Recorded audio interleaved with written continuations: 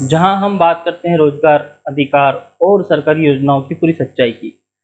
मैं हूं महेश कुमार और आज का वीडियो है बेहद खास। चलिए हम शुरू करते हैं प्लानर सॉफ्टवेयर के बारे में कुछ जानकारी के साथ। प्लानर सॉफ्टवेयर के बारे में सभी ग्राम पंचायतों को पता ही है। मनरेगा योजना अंतर्गत लेबर बजट तैयार करने के लिए एक सॉफ्टवेयर लॉन्च किया गया था जिसका नाम था प्लानर सॉफ्टवेयर। इस प्लानर सॉफ्टवेयर के अंतर्गत हमने मनरेगा योजना की लेबर बजट 25-26 की एंट्री करी थी, जिसमें हमने नए लेने वाले काम एवं पुराने जो चल रहे काम को हमने यहाँ पर प्रदर्शित किया था। कौन सा काम वर्तमान में चलेगा, कौन सा स्पिल ओवर होगा, इसकी एंट्री भी हमने इस पे करी थी।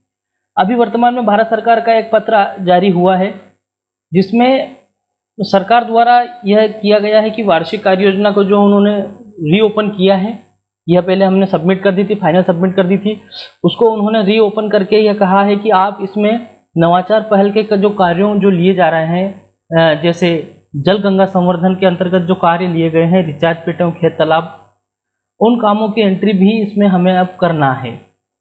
इसके पश्चात शासन के लेटर में यह भी निर्देश दिए हैं कि भारत सरकार द्वारा 24-25 में लगभग 12 लाख आवास के कार्यों का राज्यों के द्वारा ग्राम पंचायतों को दिए गए हैं।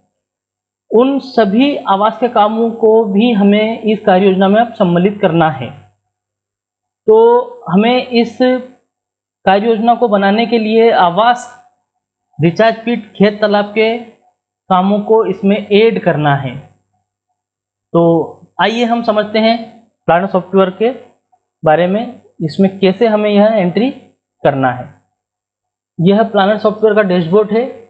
प्लानर सॉफ्टवेयर की लिंक मैं आपको अपने वीडियो के डिस्क्रिप्शन में उपलब्ध करा दूंगा। यह हमें planner.energymp.org के नाम से यह पोर्टल बनाया गया है।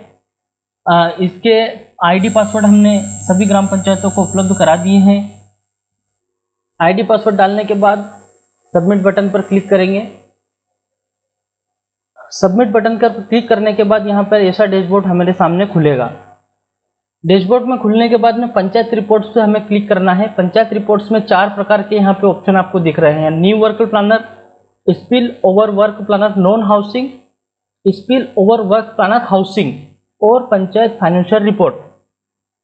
दोस्तों अभी हमें वर्तमान में केवल पहले नंबर के ऑप्शन पे कार्य करना है, new work planner. Spill over एवं वर्क प्लानर हाउसिंग पर हम पहले कार्य कर चुके हैं। अभी हमें जो रिचार्ज पिट और खेत तालाब के जो नवीन कार्य लिए गए हैं वो यहाँ पर ऐड करना है।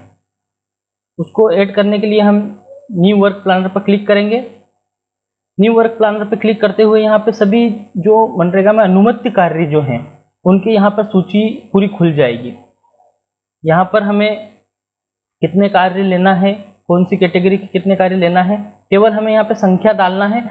उसका लेबर, उसका मटेरियल, उसका परसेंटेज, उसका कृषि आधारित सब अपने आप यहाँ पे पोर्टल निकाल के दे देगा। रिचार्ज पिट के काम डालने के लिए यहाँ पर नीचे उन्होंने ऑप्शन उपलब्ध कराया है, कूप रिचार्ज संरचना। यहाँ पे मैंने अभी प्रति पंचायत 10 का टारगेट था तो 10 यहाँ पे डाले हैं। इसका लेबर और मटेरियल उन्होंने अपने आप निकाल कर दे दिया है। खेत तालाब के काम हमने पहले ही डाल रखे हैं।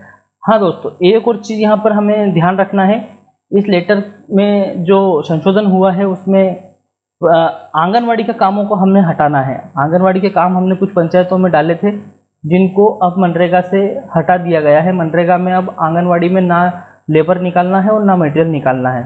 तो जिन पंचायतों में आंगनवाड़ी के काम यहाँ पर हमने दर्शाए थे नवीन, उनको यहाँ से हटाना है। आंगनवाड़ी का ऑप्शन ऊपर ही ऊपर है, जैसे इस पंचायत में आंगनवाड़ी के कार्य 0 लिए गए हैं। ऐसे करके दोस्तों हमें यहाँ पर यह भी ध्यान रखना है कि लेबर और मटेरियल का परसेंटेज यहाँ पर सही रहे, 60-40 का रेशो मेंटेन रहे, कृषि आधारित 60% से ऊपर रहे। यह सब चेक करने के बाद हमें सेव एज ड्राफ्ट करना है।